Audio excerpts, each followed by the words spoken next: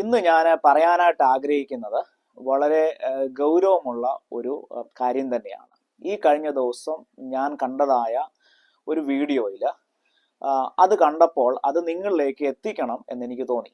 അതുകൊണ്ടാണ് ഇങ്ങനെ ഒരു വീഡിയോ ഞാൻ ചെയ്യാനായിട്ട് ആഗ്രഹിക്കുന്നത്. നമുക്കറിയാം, കാലാകാലങ്ങളിലായിട്ട് നമ്മുടെ നാട്ടിൽ നിന്ന് അത് കാനഡ എന്ന രാജ്യത്തിലേക്ക് അതായത് പഠിക്കാനും പെർമനന്റ് റെസിഡന്റുമായിട്ടൊക്കെ വന്നിട്ടുള്ള ധാരാളം ആളുകളുണ്ടല്ലേ. ഇതിൽ ഏറ്റവും കൂടുതൽ വന്നിരിക്കുന്ന ഇന്റർനാഷണൽ സ്റ്റുഡൻസ് ആയിട്ട് അത് +2 കഴിയുമ്പം മുതലേ ഇവിടെ വന്നിട്ടുള്ള 10,000-കണക്കിന് സ്റ്റുഡൻസ് പിള്ളേരാണ് ഈ രാജ്യത്തിലുള്ളത്. നമുക്കറിയാം, നമ്മുടെ നാട്ടിൽ നിന്ന്, നമ്മുടെ മാതാപിതാക്കളുടെ ആ ഒരു ചുറ്റളവിൽ നിന്ന്, നമ്മുടെ ആ ഒരു കൾച്ചറിൽ നിന്ന്, ആ ഒരു അന്തരീക്ഷത്തിൽ നിന്ന് ഒരു പാശ്ചാത്യ നാടിൻ്റെ ആ ഒരു കൾച്ചറിലേക്ക് അത് വന്നു കഴിയുമ്പോൾ മാതാപിതാക്കളെയും സഹോദരങ്ങളെയും കൂട്ടുകാരെയും ഒക്കെ വിട്ട് ഇവിടെ വരുമ്പോൾ ഒരു പുതിയ ജീവിതം അവര് ഒന്നേന്ന് തുടങ്ങുകയാണ്.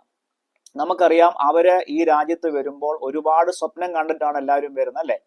അതായത് ഇവിടുത്തെ ഗവൺമെന്റ് തന്നെ പറയുന്നുണ്ട്, അത് പാർട്ട് ടൈം ജോലിയൊക്കെ ചെയ്ത് നമ്മുടെ ഫീസൊക്കെ നമുക്ക് ഒരു പരിധി വരെ നമുക്ക് അടച്ചു വീട്ടാൻ കഴിയുന്നു.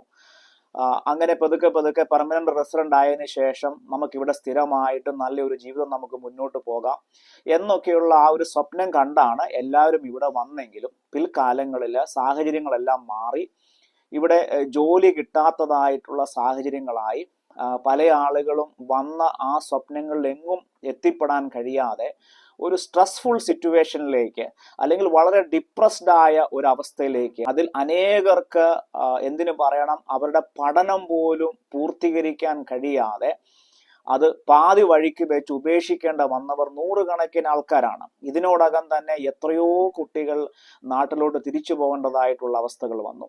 അപ്പം ഇങ്ങനെ ഒരു ഏകാന്തമായ ഒരു ജീവിതം, ഒറ്റപ്പെടുന്നതായിട്ടുള്ള ഒരു സാഹചര്യം, ആരും സഹായമില്ലാത്തതായിട്ടുള്ള ആ ഒരു സാഹചര്യം. അപ്പൊ ഇങ്ങനെ നമ്മളുടെ കുട്ടികൾ കടന്നു പോകുന്ന ഒരു മാനസിക സമ്മർദ്ദങ്ങളെന്ന് പറയുന്നത് ചില്ലറയൊന്നുമല്ല. ഇങ്ങനെയുള്ള സാഹചര്യങ്ങളിൽ അവരെ ചൂഷണം ചെയ്യുന്ന ഒരു കൂട്ടം ആളുകൾ ഉണ്ടെന്ന് പറയാതിരിക്കാൻ വയ്യ. നമുക്കറിയാം, ഈ കഴിഞ്ഞ കുറച്ച് കാലഘട്ടങ്ങളായി കാനഡയിലും ഈ ഡ്രഗ്സിന്റെ ഉപയോഗം വളരെയധികം കൂടുകയാണ്. അത് നേരത്തെയൊക്കെ അതായത് ഒളിച്ചും പാത്തും ഒക്കെ ആയിരുന്നെങ്കിലും പിന്നീട് നമുക്കറിയാം, ഇവിടുത്തെ ഗവൺമെന്റ് തന്നെ മരിജുവാന ഉൾപ്പെടെയുള്ള കാര്യങ്ങൾ നമ്മുടെ വീട്ടിൽ വരെ വളർത്താനുള്ള അനുവാദം ആൾക്കാർക്ക് കൊടുത്തു, ലീഗലൈസ്ഡ് ആക്കി.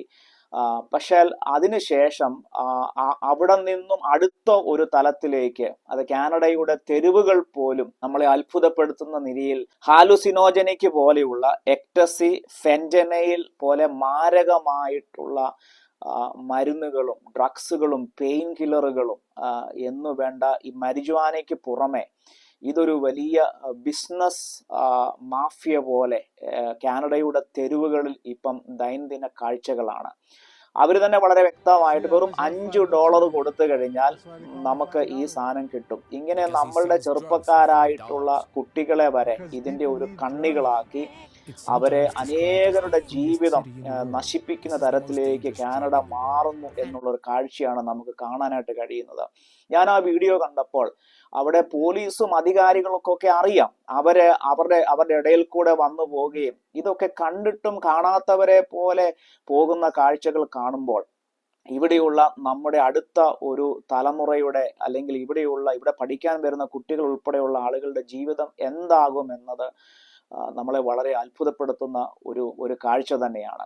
അതുമാത്രമല്ല, ആ വീഡിയോയിൽ നിങ്ങൾക്ക് കാണാനായിട്ട് കഴിയുന്ന മറ്റൊരു കാര്യം, ഗവൺമെന്റ് പോലും അത് ഫണ്ട് ചെയ്തിട്ട് അവരെ സപ്പോർട്ട് ചെയ്യാനായിട്ട് പ്രത്യേക ഒരു മെഡിക്കൽ ടീം തന്നെ, അതായത് അത് പറയുന്ന കാരണം ഇവരെ ഡ്രഗ്സിൽ നിന്ന് വിമുക്തമാക്കി പുറത്തു കൊണ്ടുവരാൻ വേണ്ടിയാ. പക്ഷെ ഗവൺമെന്റ് തന്നെ അതിനകത്തൊരു റൂമൊക്കെ ഇട്ടിട്ട് അവർക്ക് ഇഞ്ചക്ഷൻ കൊടുത്ത് അവരെ ആ രീതിയിൽ തൃപ്തിപ്പെടുത്തി നിർത്തുന്ന ഒരു കാഴ്ചയാണ് കാണുന്നത്. അതിന്റെ വിശദമായ ആ ഒരു വീഡിയോയിലേക്ക് നമുക്കൊന്ന് പോയിട്ട് വരാം. See, I always have $5 on me. That's why they call me $5. Because he sells drugs for $5. Because people need drugs. It's sometimes described as the freest city in the world. This is the most dangerous drug in the world. Fentanyl. And inject the syringe.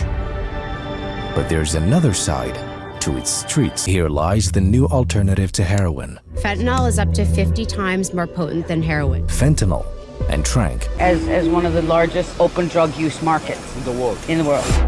Imagine. The drug situation in Canada is different from that in America. Here, the government supplies people with it. The drug you see the effects of here is called tranq, a mix of fentanyl and xylazine, a substance that kills the body from the inside, destroys the skin and dims awareness, and help is often too late. So does the Canadian government here, they give the drugs to the people for safe, what's called harm reduction? They give us stuff that they like to think is harm reduction and stuff that may help, but a lot of people are just going to take it and go resell it. Makes no sense. You do fentanyl? Yeah, I do fentanyl. Yeah. Is it the most strongest one here or most dangerous? Compared to what everybody else usually gets on the street, I don't know too many people that are able to handle it. Why fentanyl is easy to get here? Is it like cheap or? In this city, it's ridiculously cheap, but And you can find it everywhere? pretty much. Do you sell it? I have. I mean, there's so many people around here that need to make money and keep their habits going, you know what I mean? So, They said fentanyl is stronger than heroin, 50 times. oh, way stronger.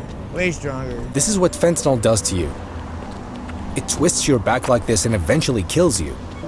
What makes it so cheap, so easy to find, and so deadly? You sell fentanyl? Yeah. How much is it?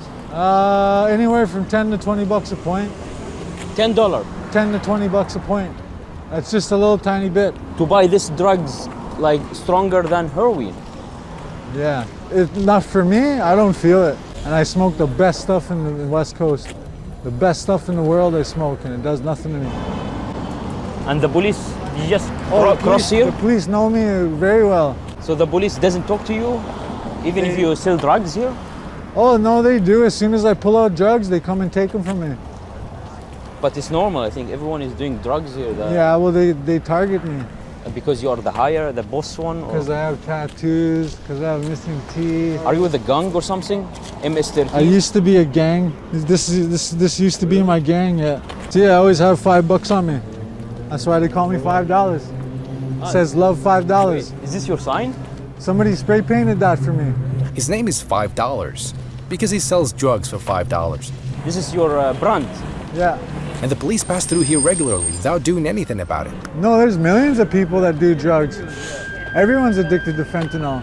Even if they don't think it, they walk down here, they get it in secondhand smoke. Right now, you're breathing in fentanyl. I'm breathing now. Well, look at, they're smoking it. She's smoking now fentanyl. What drugs do you take? Fentanyl. Every day, your life like this? Yeah. From the morning to the night? Yep. Do you see this place? You can enter this place. It's government supported and inject yourself with fentanyl or heroin.